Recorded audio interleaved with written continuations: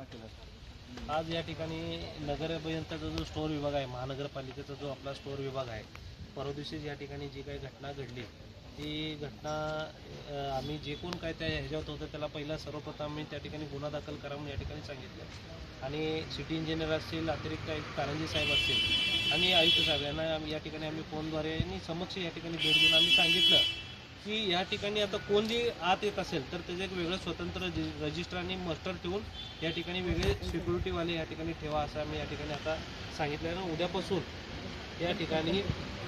कायम रजिस्टर आणि security guard या ठिकाणी उपस्थित राहून त्यांचे जे कोण आतमध्ये येतील, भले ते महानगरपालिकेचे कर्मचारी असेल, त्यांच्या आतमध्ये एंट्री होत असताना या ठिकाणी त्यांची ज्याप्रमाणे आपण कंपनीला हे करतो काय आहे, हे स्टोअर महानगरपालिकेचं असल्यामुळं सकाळ सकाळी जे काही कामं असतात महानगरपालिकेचीच गाडी असतात त्यामुळे ते ये जा करत असतात. पण आता तसं नव्हतं, कुठली गाडी कधी बाहेर पडते आणि कुठली गाडी कधी आतमध्ये येते ह्याचं या ठिकाणी रजिस्टर मेंटेन केलं जाईल आणि कोण कर्मचारी